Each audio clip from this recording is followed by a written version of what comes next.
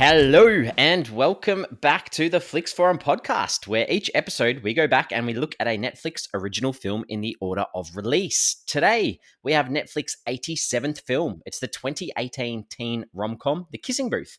It's directed by Vince Marcello. It stars Joey King, Joel Courtney, Jacob Elordi, and Molly Ringwald. I'm Jesse, and on the line again, 2 weeks in a row, we've got MJ, my co-host. How are you, MJ? Yeah, I'm good, mate. I'm still enjoying you're on the line. isolation.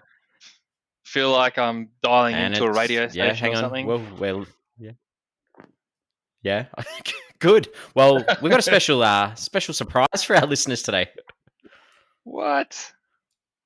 Yeah, we've got Heater back here. Heater, how are you? Hey boys, good to be back. This is amazing to have you here. He's back. It's been a long time. Have you missed us? I really have. Good, because I've missed you, so I'm very excited to have you back, especially for this film, The Kissing Booth. I have no idea how we got you back for this. So this is our 86th episode, and Heater, was your last one 48 or something like that? I feel like the last one you did was... The last one was Gerald's Game. Which one was Gerald's that? Game. Was that 48, yeah, Jesse? Was Gerald's Game and then The Irishman. Oh, The Irishman, the bonus, yeah. Yeah. But yeah, the last one was Gerald's Game. So what, 48, 49? Yeah, okay. Yeah, so, well, it's good to have you back. And we're going to get straight into it because I think we need to get into this and hear Heater's thoughts again on what he thinks of of Netflix films. So, Heater, we start out with our fast flicks, as I'm sure hopefully you remember. I know it's a long time ago, but this is where you give us a little short summary of the film. So, Heater, what do you think? So a romantic comedy with Lee and her best friend, their lifelong friendship being altered. Sorry. Lee and Ellie? Sorry, Lee and Ellie, lifelong best friends, and which was being altered as a result of Ellie breaking one of their key friendship rules in getting romantically involved with one of their family members. Oh, I've missed you. That was nice. Sorry, stop at the start there. No stress. It's hard when, like last week, it's hard when you can't see each other. Mm. Yeah, we should preface that. Like, we should be like, it is a little bit difficult for us to get the whole three-way phone conversation going. So excuse the weird pauses that we've got throughout. All right, well, MJ, I think it's your turn now to give us your fast flicks. Cool, fast flicks for The Kissing Booth. Boy and girl are lifelong BFFs. Girl has a crush on the boy's older brother, but doesn't want to violate their friendship by acting on it. Will she take a bite out of the forbidden fruit? Jesse, I've got a question there for you. Yeah, for a question. Oh wow, that was impressive. Was that strong word used? Volatile? No, what? She doesn't want to violate their friendship. Violate. It started with a V. I knew that. That was strong. Yeah. Well, I guess my turn's very, very short compared to both of you. So I've just said, a girl is best friends with a guy, but falls for his brother. Done. Yep, that is what happens. I like it. Drop the mic. All right. Well, yeah, we've given our fast flick, so it's time for us to sort of have a chat about anything that we've learnt about this film. MJ, what are some things that you've discovered about the making of The Kissing Booth? Yeah, well, all of this stuff I actually had no idea about prior to watching the film, so I did a bit of research after watching it, but it was based on a novel, which I didn't know. The novel called The Kissing Booth, written by Beth Reekles in 2012. She was only 15 years old when she began publishing this story online, and then it was later picked up by Penguin Random House. That was published physically.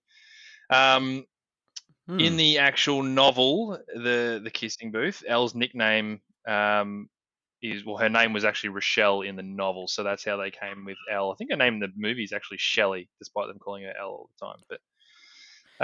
But the names in this one were out of control. Yep. Well, as you saw, Heater's fast flicks, he couldn't even quite get the names out. I got no idea who's who still. It's a bit like that. So a UK's production company, Comics Entertainment, actually signed Vince Marcello to adapt the novel back in June in 2014. And then it was 2016 November when it was announced that Netflix had purchased the rights to the film, and Vince Marcello actually got the directing gig there. So he was adapting his own screenplay. And by January 2017, Joey King and Molly Ringwald had signed on to star in the film.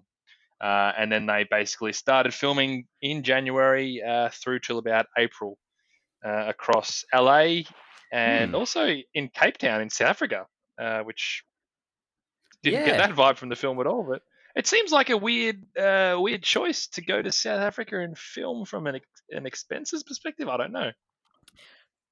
Yeah, Probably it was probably a tax incentive where they probably got a bit of extra dosh for including Cape Town, I guess. Maybe they would have, yeah. I just to when you're already in LA and you're shooting a film about LA and you're actually going to shoot extra scenes overseas, yeah, I don't know. I don't know the ins and outs of the industry well enough to know why that would be a good move, but you're probably right, Jesse. Yeah. Did you like when you were talking about the novel? So it was released on this Wattpad. I'd never heard of this Wattpad thing before. Had you? The Wattpad. Yeah. It was there's been a bit of dead silence there, but it's like this online reading no idea community. what you're talking about. Well, the book, I didn't know the what Kissing Booth. It was yeah. I thought it was interesting. It's just like this online sort of reading community where they upload their stories, and that's how it got picked up. I thought that was very interesting. Is that right? Yeah, I wonder how many other. It's such a good avenue for like a young writer, or not even a young writer, any writer to sort of get a bit of recognition. And this sort of story would appeal really well to that sort of. I mean, I love the idea of a 15-year-old writing a story that's probably trying to tell to 15-year-olds, and they know the ins and outs of what's important to them. And if you've got the chops to do it, then I think it's always going to work pretty well. The film itself isn't aimed at me, but I can understand why it would have worked with someone that age writing it. Yeah, and I'm sure you saw that they've already announced a sequel. Yeah, coming out this year. That, so yeah. I'm sure we're all very excited to watch that. Can't wait to watch that one. Yeah, curious to see where it goes. So in Norway, this film was called Kiss Me rather than The Kissing Booth, which I thought wasn't a bad title. Kiss Me, well, it's a Sixpence None the Richer song, so I wouldn't have minded that as well. Kissing Booth is pretty specific to a certain part of the film, so I can understand why it's called The Kissing Booth as well. And I mean, this film, according to Netflix, 1 in 3 viewers of the film have rewatched it, which is I did read that. Yeah, 30% higher than the average movie rewatch rate on the streaming service. So that's pretty crazy. That's crazy. Were you one of them, Heater? I wasn't actually. No, I haven't got around to watching it a second time. So it's unlike The Discovery. No, not like that one. No. So it was also nominated for some awards. It was. They're not necessarily critic awards. But so, all right, Kids' Choice Awards, and this is all well and good because Joey King, who played the main character in the film, she won Favorite Movie Actress, and that could feel a bit throwaway, but she beat Emily Blunt in Mary Poppins, Scarlett Johansson from The Avengers, Lupita Nyong'o from Black Panther, Rihanna in Ocean's 8, I don't know where that came from, and Zoe Saldana from The Avengers. So it's like a legit category. And then it also got nominated for Favorite Movie, which was won by Avengers Infinity War. And the other films in the category were Aquaman, Black Panther, Mary Poppins Returns, and To All the Boys I Loved Before. So, like, it's obviously super popular for the young audience.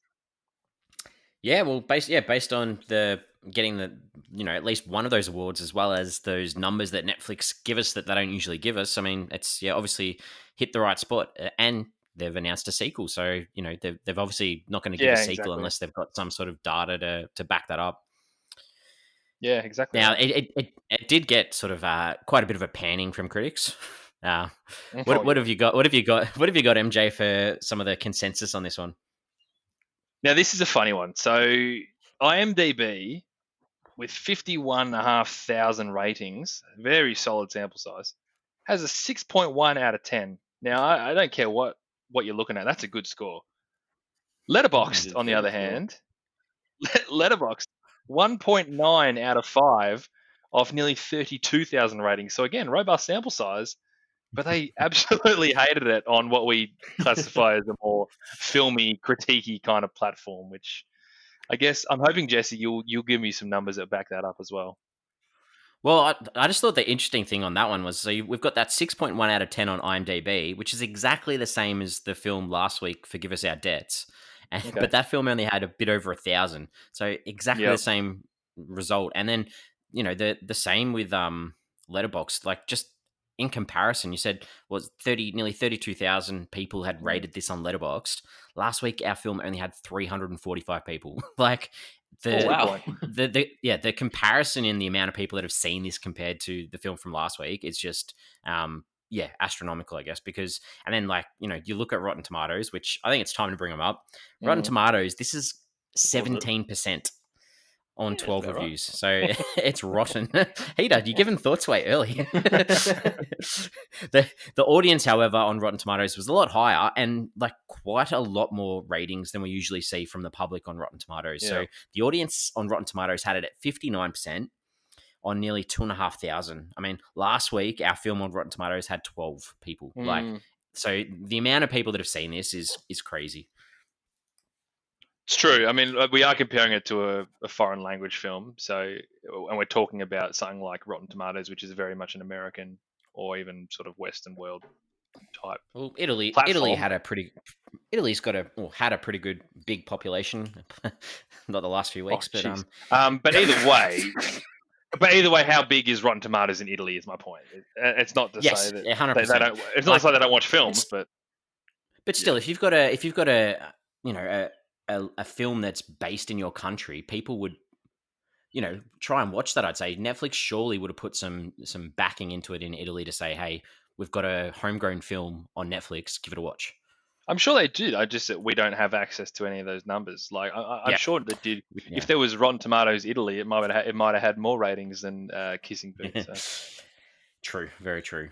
All right. And the other thing that, like, I thought, some backing as to why this was watched a lot was one of the things I saw was that the character of Elle and Noah actually sort of formed this actual romance in real life during the film, like the production of the film. That.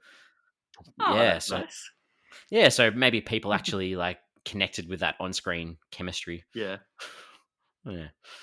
Maybe. So Jacob Elordi, who played Noah, before the Kissing Booth, Jacob Elordi had 15,000 followers on Instagram. Now he has 4.5 million. Like that, and he's basically done nothing else. Like that's how big of an impact this had.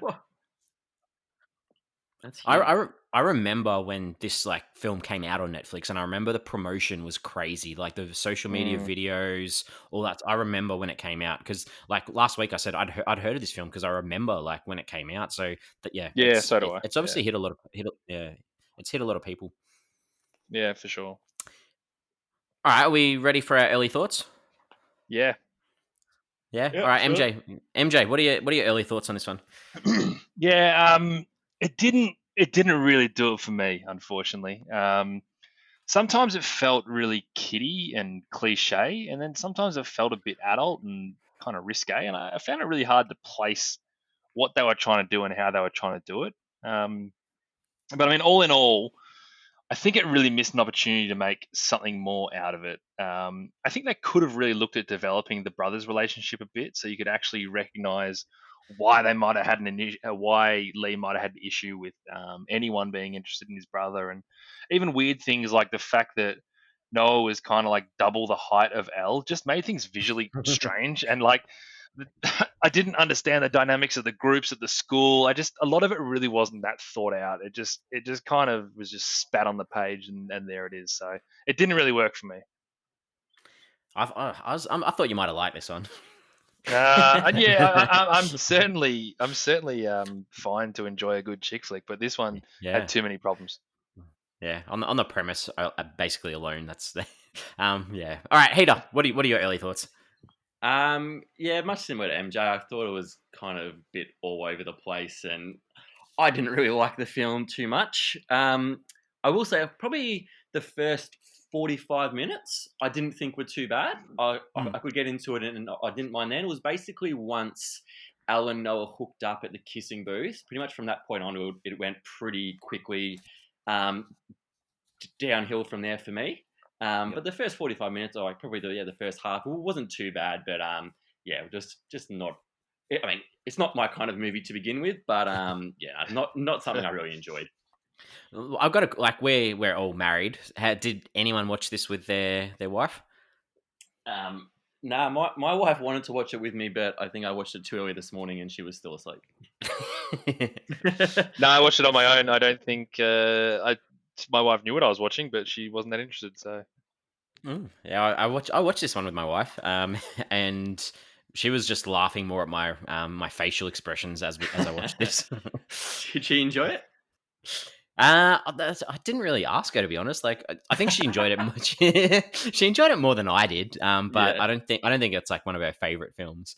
So lead into me as well. Like, I was prepared, I think, to not like this, and I thought maybe like I had seen the Rotten Tomatoes score and thought, this is probably going to be pretty bad. But I mean, it wasn't the most painful teen comedy that I've seen, but there was a lot in this that it just didn't sit right. A bit like what MJ sort of said, and I'm definitely not looking forward to the sequel at all. Yeah. All right. So we move on now to the characters, and I'll probably preface it with we are going to spoil this film. We've probably spoiled it already for most people, or people that have probably seen the film are probably listening anyway. So if you don't want to know anything else about this film, please switch off now, give us a pause, go watch the film, then come back later. But we're going to talk about our characters now. So MJ, give us the first character that you'd like to talk about. Yeah, well, I alluded before that Joey King plays probably the main lead in this, and that's Elle. Man, Elle, she was okay. Like, I didn't mind the whole teenage girl discovering her body, discovering her libido, all the drama that's kind of going to continue in her life, especially through those formative years. And she grows a little bit within the movie, and I kind of liked her in that sense, but trying to find any real depth in her was difficult. I just liked the fact that she grew and stood up for herself, and yeah, she felt like a pretty normal high school girl. Yeah, Heater, anything you want to add about Elle? No, I'd say that's pretty accurate. Yeah, it seemed like just a typical kind of high school girl who's learning about herself. Really, it's a good description. Yeah, I didn't like that. And I agree with what you both said. All that we really learnt about her through the other characters was, Lee and Noah both told her, you're bossy. And, if for me, it would have been fine. Like, the issue with her was that she was constantly getting her clothes off, like all the time. And it would have been fine if she was doing this to sort of like stand up for herself in a way. But the way it came across to me was it was just to be eye candy for these dudes. And, she goes from being this girl who has her first kiss to pretty much losing her virginity within a day. And it just didn't, I don't know, like, it didn't really sit right for me. That was as a character. Like, you wanted to see this sort of growth of her, not just like bang, bang, let's have all these milestones piled up, I guess. Yeah, it felt very rushed in that sense, didn't it? Yeah. It's a really good point. It's somewhat irresponsible. I think the film is a little bit, the fact that it's 2018, it feels really dated. Some of the it does, yeah, sexist things that happen in the film, and they don't glorify it. They don't say that they're good things or not. But some of the things that happen, you kind of scratch your head and go, you couldn't have thought of anything else to do to prove that point. Yeah, couldn't agree more. Yeah, Heater, have you got another character that you'd like to talk about? To be honest, watching this movie, I didn't really care too much about any of the characters. They just didn't really kind of grip me. But I did like Noah, especially in the first half. I mean, it was more for his fighting. I liked every time that someone was in trouble with it, whether it was his brother or someone. He was always happy to jump in and belt someone to stick up for, to stick up for someone. So I did like he had that kind of loyalty, even though it probably wasn't shown in the best way in terms of fighting. But he had that loyalty and that protection aspect of him. That's why I've missed having you on the show, Heater, because like you bring that, you find this goodness in characters that MJ and I are both like, that guy's a douche. All he does is fight. I like him jumping in and belting that guy who was about to belt his brother. It's great. I felt for what it's worth. I have no issue with Noah sticking up for Elle or anyone. Like some of the fights that he was in, were like completely justified. There you go. Yeah. Yeah, no, I totally agree. I just thought that within the first 5 minutes of this film, you could tell that they were going like it was just so obvious what like that Oh these yeah. two were going to end up together. Like, Oh yeah. and and that sort of frustrated me a little bit. And I wasn't a massive fan of the way that they showed him controlling her. It was just like you said before. It's 2018. Like, do we really need that as like something that teenagers are going to watch and be like, oh, I need a guy like that? Like, it just didn't sit right. It's a tricky one because he was genuinely sticking up for her, and his intentions, despite the fact that you could argue his intentions were to keep her to himself, but I think it's pretty. You'd be pretty crazy not to think that his intentions were to protect her as much as possible, because there was a sincerity in the way he did those kinds of things. But I think the one thing that you have to mention with Noah is that he was enormous. Like, can we He just was say off the bat, huge. like, I was initially annoyed that they cast like a 30-year-old to play a high schooler before actually Googling it and too. realized that he was like 20 when they filmed this. I Yep. don't know if it's the way they shot him, because according to the internet, he's 193 centimeters, which is basically my height. But he just seemed like an absolute beast of a man. He was so buff, it was ridiculous. He did not belong in like year 12 of high school.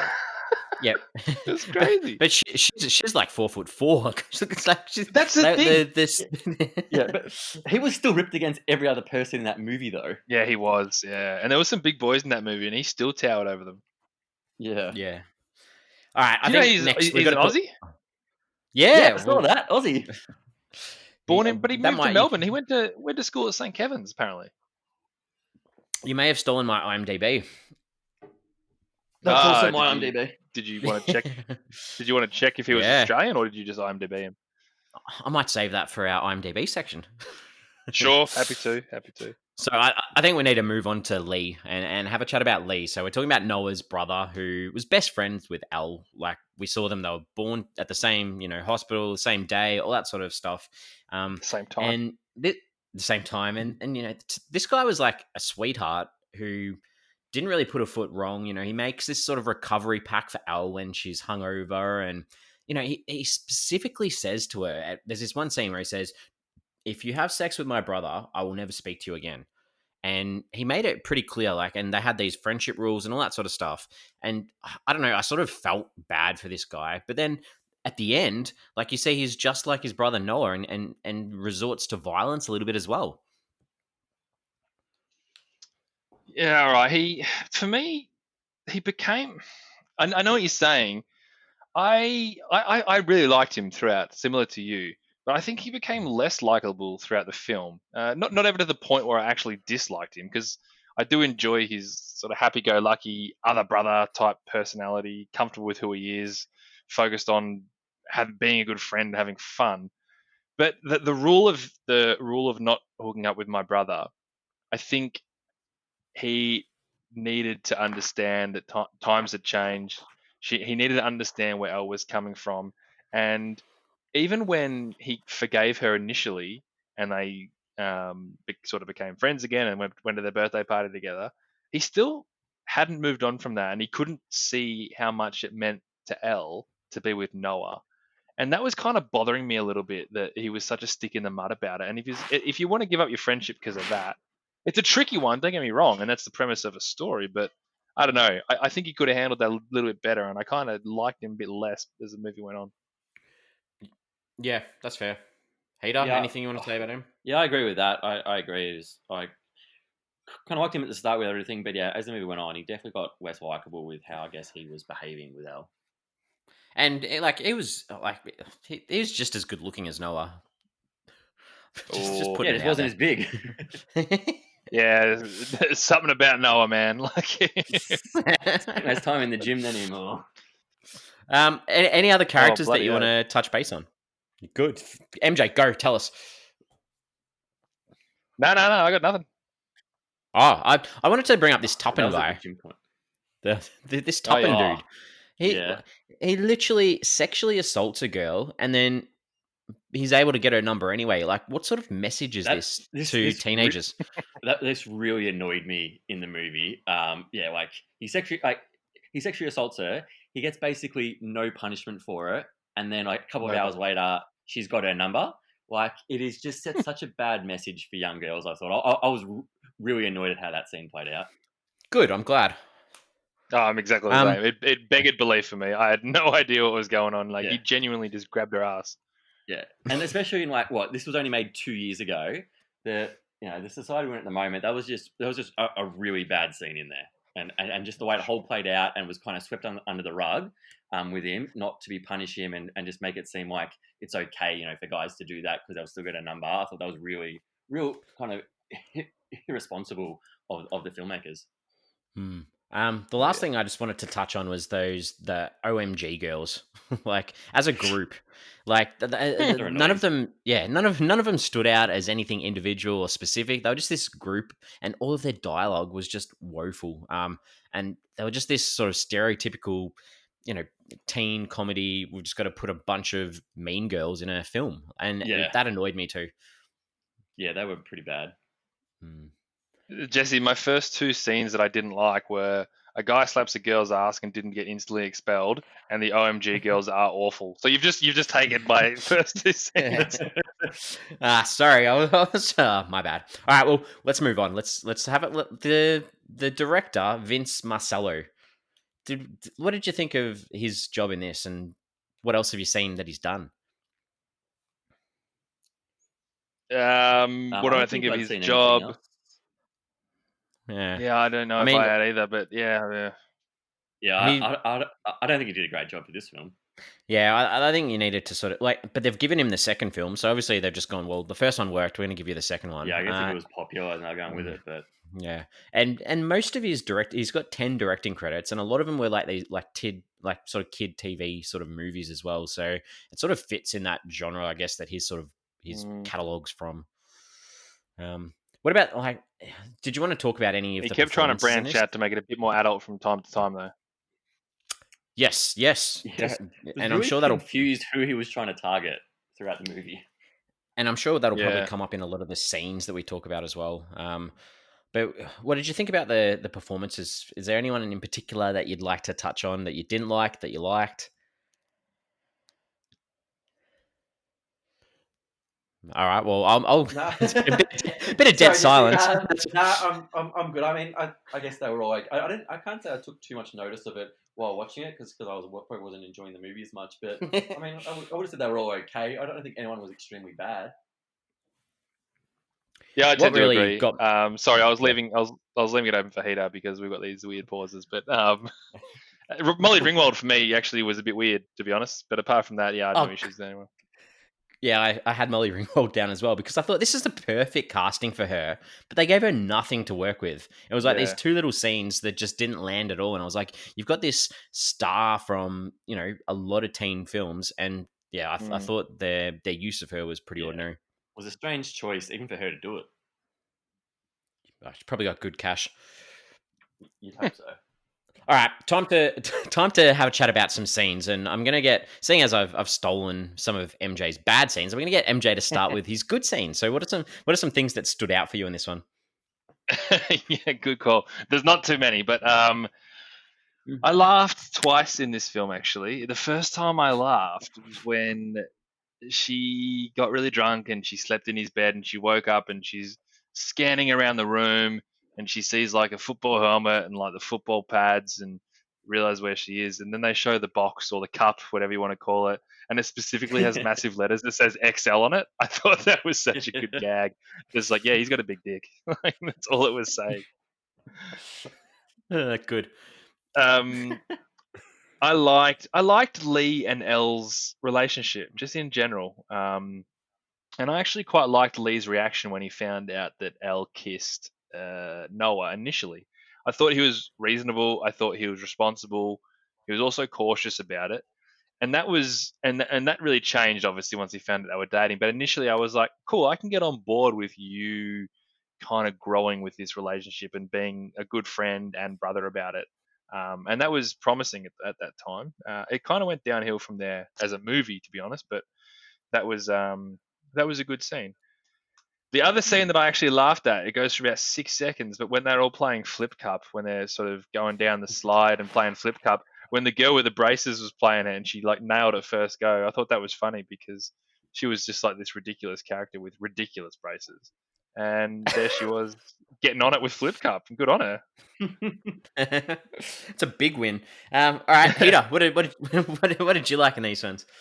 I liked the kind of opening montage kind of thing for the first probably 5 minutes. We're kind of setting the scene of what happened at all her different ages and all those kind of things. I think that was just a good start, good way to set up what was going on. Yeah. Except for I think when they, one of the times they were on the dance machine, and she said, and they were 14 years old, and Lee, I'm pretty sure, was the exact same as he is like in the movie, and like he's 14, he's a man. Like that just seemed ridiculous. But I did like that opening 6 minutes. I liked the Lee recreating his kissing booth at the prom with his girlfriend. That was in the second half of the movie. There wasn't much I liked, but that was a nice little sweet thing for him to do there. It was really nice. Yep. And the last one was on the beach. Noah absolutely is one of the best spear tackles I've seen to that bloke. Oh yeah, tears him in half. It was like a Goldberg style spear tackle. It was awesome. Yeah, because he's enormous. Some good ones. Yeah, he's huge. He split him in half with that spear tackle. It was fantastic. I'm disappointed that you liked the montage at the start of this film, but not at the start of Fundamentals of Caring. I knew this would come up. They're different montages. I don't even know had what to to say. say. I had to. My God, you're so obsessed with that movie, Jesse. All right, my turn. So some things that I liked about this one. I thought like there's a scene at the start where Lee and Ella are in the pool, and so this is the first sort of scene that you see Noah, and he comes walking past with his shirt off, and she makes this joke about like, you know, what an ass, and you know the brother's like, yeah, I know, and it was just like this nice double meaning that I was like, I sort of had a bit of a giggle. I thought that was good. The other thing I liked at the fair or the fete or whatever it was, that they did like these quick little cuts of all the different sort of stalls that were set up, and there was a film club stall, and I was like, that's cool. Reminded of us. This is our little film club. I like that. And I thought there's a scene where Al, and I'm scraping the barrel here, but Al's at the shop buying condoms, and I was like, well, at least they're trying to promote safe sex. That's a positive. And yeah. And the final one that I've got is where Al's in the bedroom with Noah, and Lee knocks on the door, and her excuse to him for moaning in the room is that she's watching porn. And then Lee goes, "Oh, can I watch too?" And I was just like, that was pretty funny, but still that was weird. It was still weird. laughed. All right, time to talk about some things that. Yeah, I'll also say I didn't mind the cover of "Don't You Forget About Me" at the prom. Oh yeah, wasn't bad. That was a perfect opportunity to get Molly Ringwald out and be like, I know, like have her she's somewhere. in there from Breakfast Club, but yeah, a bit weird. But the cover wasn't too bad. Good. All right, time for some things that didn't necessarily tickle our fancy. So MJ, what are some things that you want to forget about this one? all right. I'll try and go quickly because I have about 11. Yes. I mentioned before, a guy slaps the girl on the ass and he isn't instantly expelled. Like, ridiculous. Good. Every single scene the OMG girls were in were awful. There was a scene at the where they have the dance machine when she's saying my boobs are fantastic, and there's all these disturbed families around. It just felt really forced and didn't work, and ew, didn't like it. You're gonna wipe out all of mine as well. I mentioned that when she kissed Noah and she explained to Lee, and he was really reasonable, and I quite liked that scene. And that was when I think the movie was kind of turning its way back and making me like it a little bit. And immediately after that was the scene where she decides she has to jog home after the kissing booth. And then I've got this too. he rolls in his motorbike, and then it rains, and like it rains. And then obviously they have to stop, and they stop in this little cottage thing that I got no idea what it was, but it completely lost me. I hated the over dramatization of this whole situation. And then he says to her, like, he's standing there at the window and he goes, if we wait out this rain, we should be fine. Like it's going to be the end of the world if they get a little bit wet. Like, That was some of the worst running I've seen on screen. Like that was just horrible. And like this is like a nod to most of you would have seen The Sound of Music, but this is like very similar to a scene in The Sound of Music. And I'm like, you can't do that. And then it was just I agree, horrible. gross. Sorry, keep going. And also, Noah is like, I know I've said how big he is, but he is massive in this scene because when they film close-ups of her when they're together, she's in line with his elbows. Like, you've got to think about trying to make it not feel so awkward for the audience. Mate, it's ridiculous. Good. All right, keep going. All right, moving on. This is I don't know. I feel if I'm a little bit mean putting this one in, but when she's sitting there and she's writing in her computer pros and cons, like, is that too mean, or is that like girls might like that? So I didn't really have to say that, but I was like, come on, you're not going to sit there and write your pros and cons. What have I got here? Oh, this scene. Oh, this is bad too. The scene where Lee walks in on Noah helping Elle with that cut on her face, and they kind of have this big hoo-ha, and they all work it out. And then the very next scene is almost identical when he catches them kissing. And then again, Elle like commands Noah to stay there. Like, be a little bit more creative with the scenes that you're going to put back to back, because that was sloppy as hell. I thought my favorite part about that was where Elle says this line about, "Oh, this is so unbelievable." I'm like, yeah, that whole scene was unbelievable. Yeah, it was bad. I've got Molly Ringwald rolls up, and I'm thinking, okay, this is my kind of scene. She walks into the bedroom. She's going to give like really good advice, and I actually can't remember the advice she gave now, but it was terrible. I've got it. Do you want it? Good. Yeah, I'm just thinking, like, what the hell was that? Yeah, go.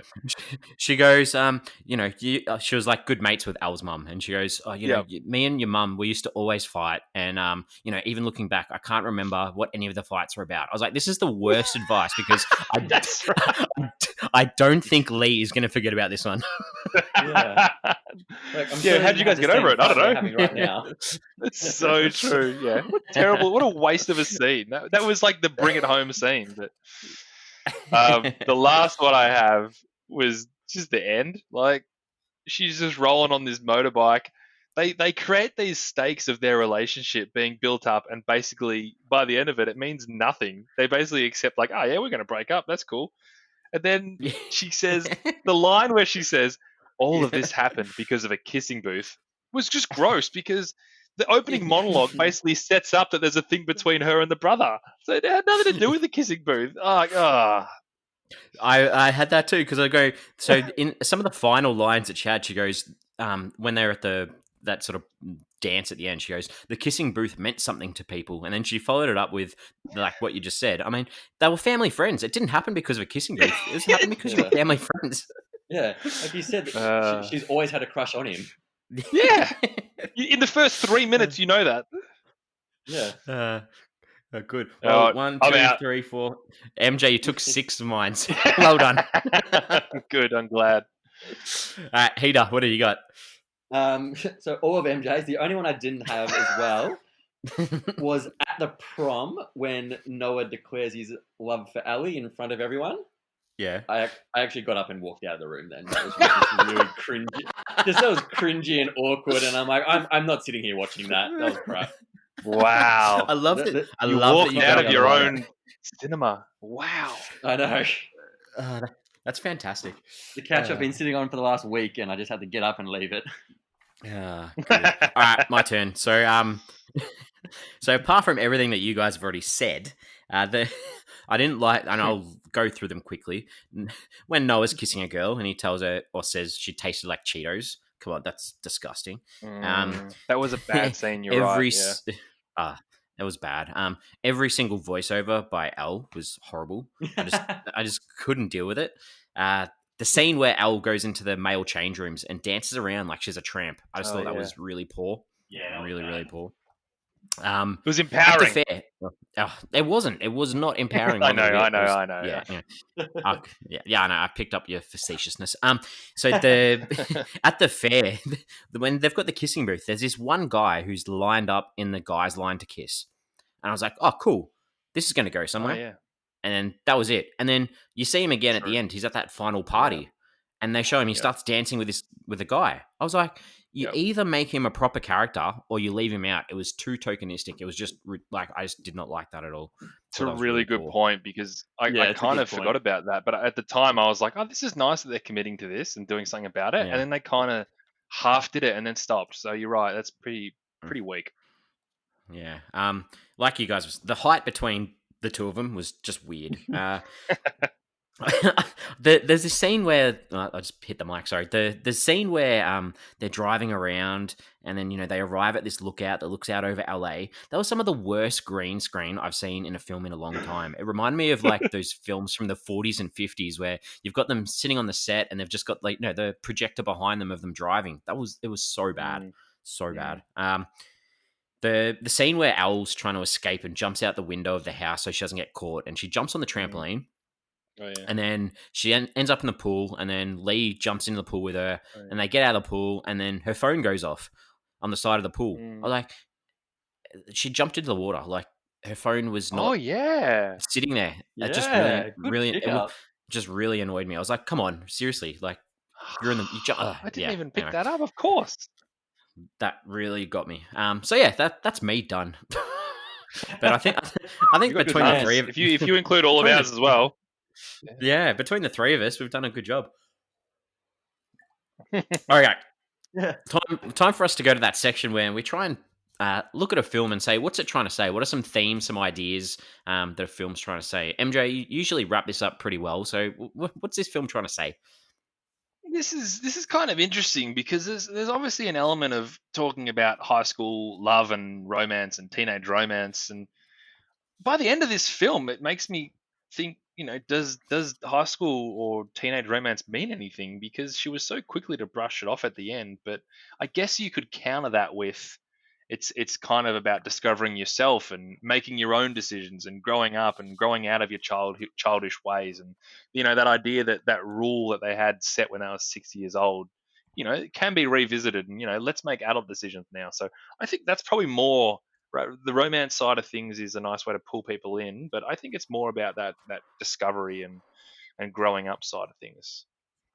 I'm so glad you're here to pull that out because I wouldn't have had the guts to say that. Yeah. Peter, did this give you any Do other you guys thoughts? agree? No, not really. Just my angry thoughts about I think the director's view on sexual assault, but that's about it. Yeah, I was like, is the idea of this film is that all teenagers are horny and that choosing a sexual partner over a friendship is okay, and that's what I struggled with that. Like to me, Yeah. that was the basis of this film, and I Yeah, struggled. in a sense, it was. I think that's why you got to lean more into the empowerment side of things. Whether those reasons for her to empower herself were right or wrong or good messages or not, I think that's kind of the essence of what they were trying to say. Good. That's why I'm so happy you're here. All right. This is where we now sort of say, what do we take away from this one? So, Hida, what did you take away from this film? Not much. Yeah, I just. I thought you were going to end there. I'm not really sure what to take away. Just wasn't a fan of much of it. I think that the messages in it just weren't really good. For I guess the target audience he's looking for, I don't think they were good messages for him to be showing them. Yeah, I agree. MJ? It makes me wonder why it's so hard for Netflix to really get their hands on a good chick flick or rom-com, because clearly audiences are crying out for them with the amount of people that have actually watched this one.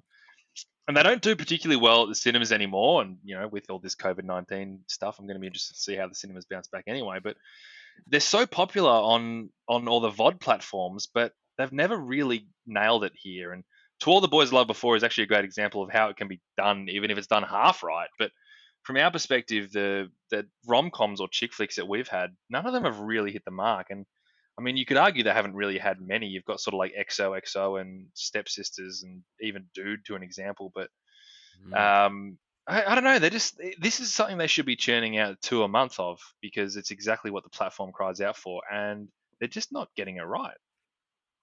Yep. Yeah. Good. I think we're all very very similar in what we're saying, because to me, like the same sort of thing. Like when you have like this slut shaming almost in multiple characters that tell a female that she's asking for it by the way she dresses. There's so many better Mm. things that you can watch that have better messages, and I can't even recommend this for teenagers because I don't think the characters are role models.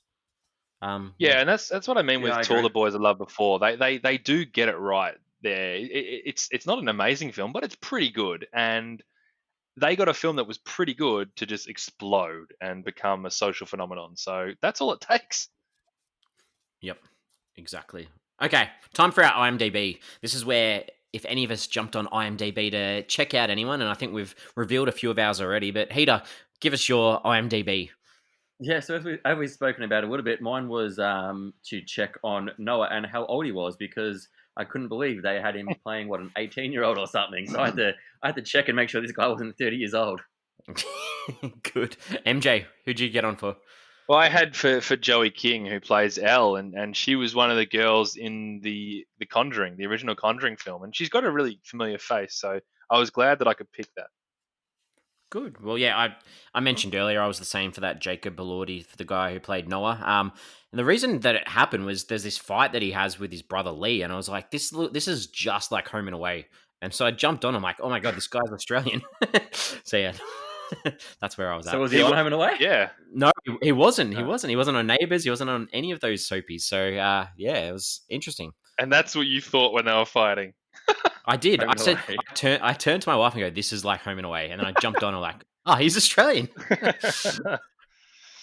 Okay, question time. This is the stage where we can ask each other any questions that we have.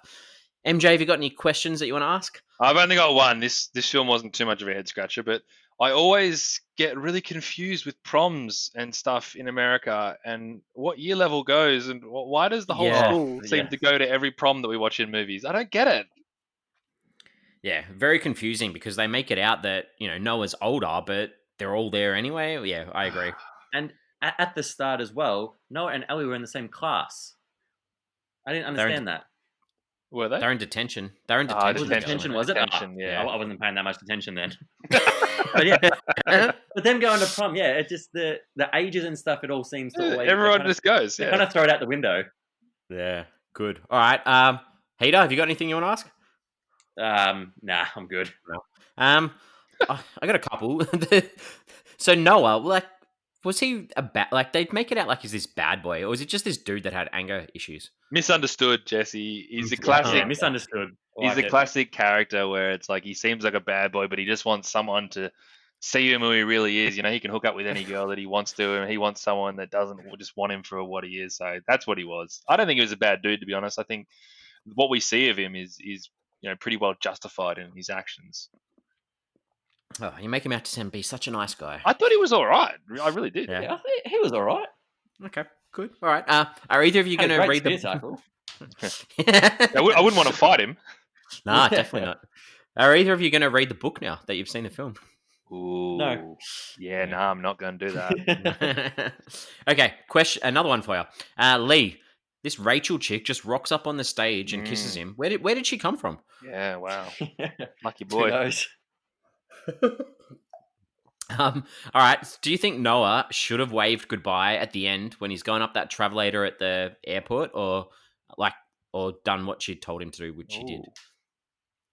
I was just assuming he was going to, but then I also Yeah. wasn't assuming that the last minute of the film was going to be her like, oh well, we're probably going to break up, so that's cool.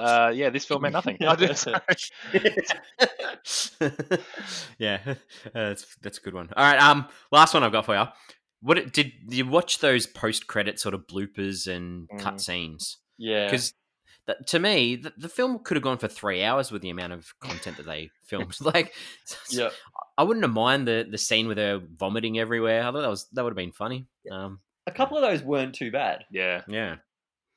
Yeah, well, that's like the closest we've almost got to special features from Netflix. That's true. Yeah, All right, we're almost ready to wrap this one up, I think. I reckon. Yep. So at the end of our show, we each give the film a rating out of 5, and then we average it out to give a Flix Forum average. This is going to be a bit tougher than usual because there's 3 of us. Oh yeah. So the average it's going to be. I'm going to have to get the calculator out. MJ, what are your thoughts on, or your final thoughts on, the kissing booth? Yeah, well, it's generally just kind of missed the mark for me. But I need to admit the fact that this movie also wasn't made with me in mind. So it didn't really know where it wanted to fit tonally. It was really obvious and jarring all the way throughout. It had a lot of shortfalls. I was generally surprised how many scenes I had actually just shaking my head. I didn't walk out like Heater, but it's 2 stars for me, and it's probably lucky to get to a 2 as well. Good, very generous. All right, Heater, what did you think of this one? Yeah, as MJ said, this movie isn't really made for me. I wasn't a big fan of it. The first half wasn't bad, but after that, I thought it went pretty downhill. And as we discussed, that the sexual assault scene at the start just really annoyed me and kind of left me with a bad taste for the rest of the movie. I gave it 1.5. Good. So, this is the first time I've done this in a while. I actually went back and checked my rankings to see where this one sort where of it fits. needed, Yeah. where it needed to sit, because what was this? This is our 87th film, and I still have 15 films that I classify worse than this film. So it's not the worst film I've ever seen, but the constant voiceovers, the rules that you have to follow to be friends, and the characters just taking their clothes off at every single opportunity they could possibly find really annoyed me. And so this one, just wasn't my cup of tea. There's a lot better teen comedies that you can put your eyes on than this one. So I'm the same as Heater. I'm giving this a 1.5 out of 5. Yep. Which gives us a Flix Forum average of 1.6. Yeah. Aren't you glad you came back for this one, Heater? I'm very glad, mate. It's always a good discussion about a bad movie. It's true. Even if you weren't here, Heater, the average would have been the same. So it's good. Would it? I don't know. It would have been a little bit higher. My bad. That's the most ridiculous comment. Some good maths, Jess. Oh, God. All right. So we are on social media. We have Facebook, we have Twitter, we have Instagram. We are there. So if you wanted to contact us, please get on there to give it a shot. Mm-hmm. We put up a post for our episode each week. And this week, the question I wanted to pose to you guys is, have you ever actually seen a kissing booth in real life? No, I was thinking that. Do they? I haven't. What's the go? Are they actually a thing? Are they even in Australia? I've never seen one, so yeah. Good call. Yeah, so we should do a Flix Forum fundraiser. You volunteering, MJ? You can work the stand. I don't think we'll make much money. Oh, man. All right, so we will be back again next week. Heater, can we get you back again next week? Because this has been so much fun. I'll try my best to get back next week. It's been good fun, so I hope I can. Good, I'd like that, because next week we're going back in time a little bit to 2017, and it's a post-apocalyptic horror. It's called Cargo. Oh, wow. I have seen this one, so I'm very excited. It's there's not one that we've done that I've seen in a while. So it's directed by Ben Howling and Yolanda Ramke. It stars Martin Freeman, Simone Landers, Susie Porter, and Karen Pistorius. Ooh. I can tell this is an Australian film. This is our first Netflix Australian film. So I'm very based on the current situation of the world, it's quite topical too. So cool. I'll just put that out there. Put that out there early. I'm all in. Yeah, Cargo next week. So yeah, Heater, it's been so good to have you here. So thank you for. It's been good to be back. Thanks for having me back, boys. Thanks for taking the time. Yeah, it's been so good. So as usual, MJ too. Thanks for coming along and having a chat. You're welcome, great man. And we will see, or you will hear us next week as well as Heater, hopefully. Yes, you will. Hopefully. All right, we'll see you guys. Bye. Bye.